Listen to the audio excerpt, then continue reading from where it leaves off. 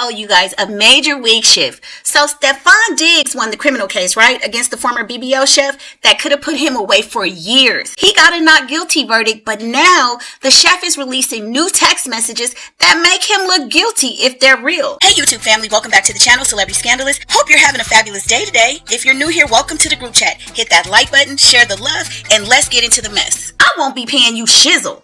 That is allegedly a text message from Stefon to the woman at the center of the lawsuit that was his live-in chef, and she topped the meals off with a little kitty cat on the side, okay, you guys?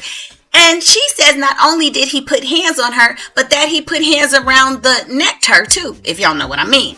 But he just walked out of the courtroom not guilty, in tears, and the lawyers were saying how any NF team would be lucky to have him. But hold on, because the BBL chef just dropped some text, you guys, and y'all, the story is not over.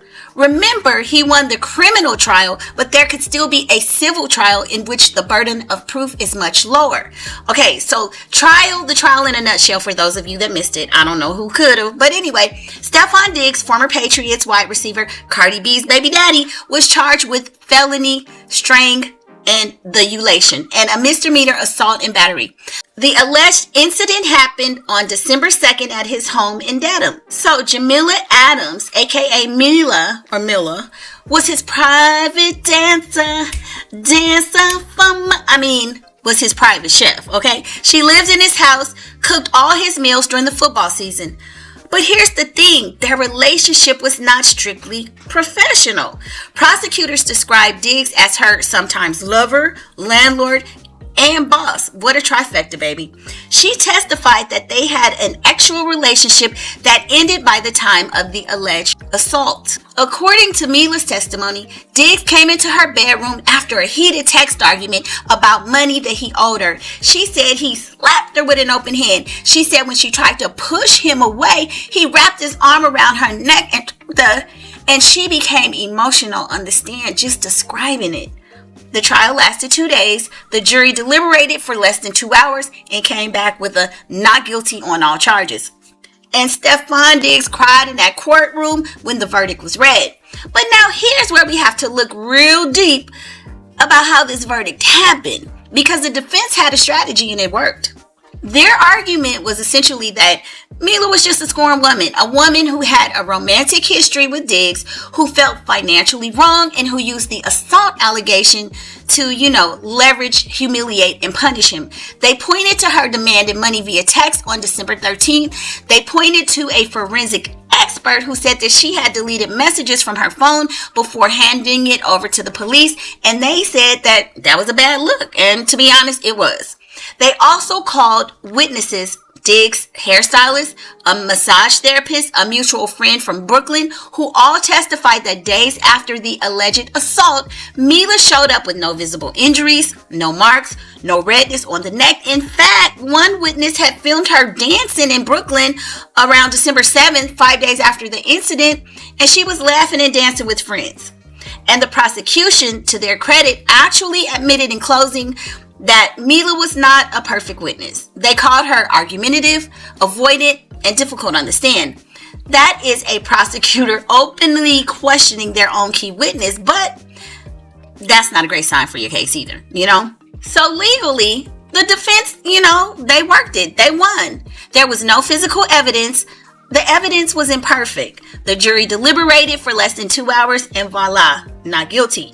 But here is the question nobody should be letting go of just yet. Not guilty is not a legal standard. It means the prosecution did not prove their case beyond a reasonable doubt. It does not automatically mean nothing happened in that house on December 2nd. Now, I'm not saying it did, but I'm just saying.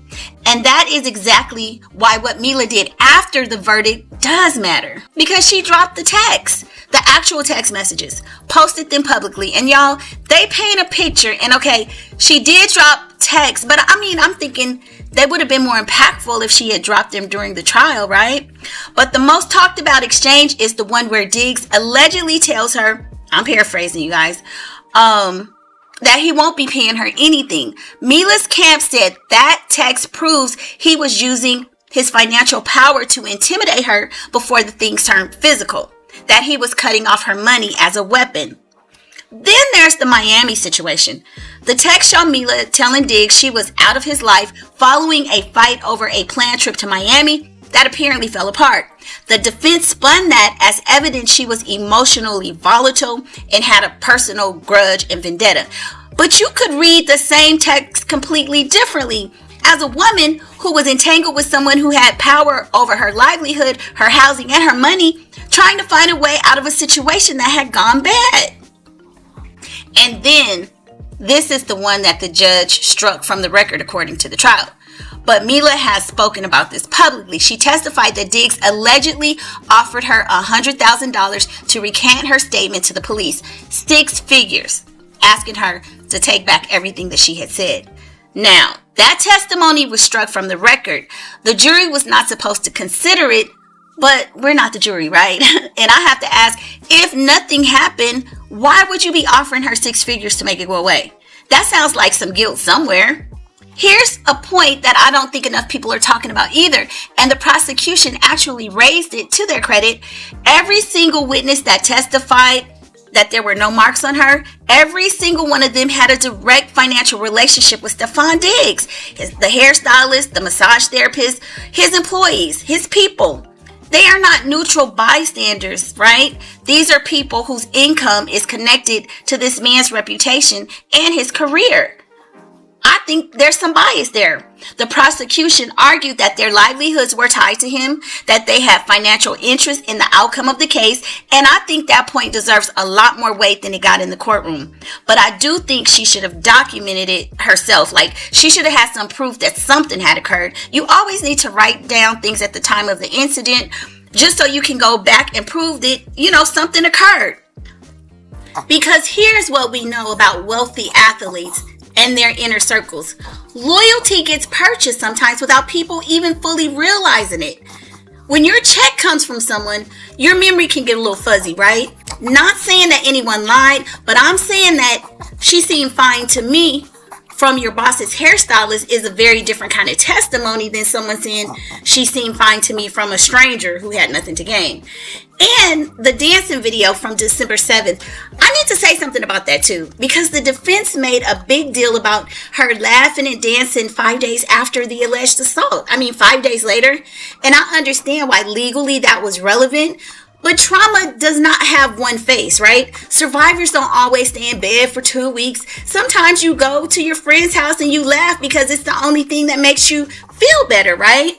So that 5 minutes, that doesn't really hold up for me. Using someone's ability to smile as proof that nothing happened to them is one of the oldest tricks in the book. I'm not here for that one. So this is what I think. Legally, Stefon Diggs is definitely a free man, not guilty. That's what the verdict says. And we have to respect the legal process even when we have questions about it. But the court of public opinion is still not sure.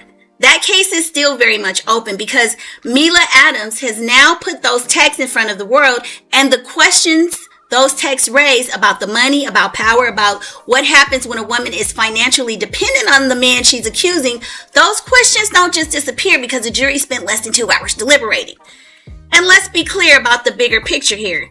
We have seen this story over and over again. We have seen women in complicated situations where the man is the boss and the lover and the landlord and the check holder go to court and lose because the jury just couldn't see past their own biases and what a credible victim looks like. A woman who was emotional on the stand, who deleted texts, who danced 5 days later, who had financial demands, those things make her look messy. But being messy and being a liar are not the same thing. Now, am I saying Stefon Diggs is definitely guilty? No, I'm not saying that at all. But I am saying those texts, if they're real, those would they are a little bit crazy. The relationship was real. The power imbalance was real. And Jamila Adams is not going quietly.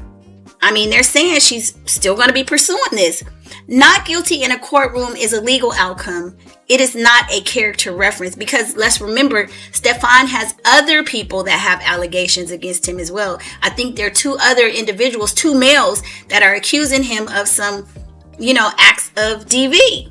So question of the day, do you think Stefon Diggs is truly innocent or did his money and a good legal team win that day in the courtroom?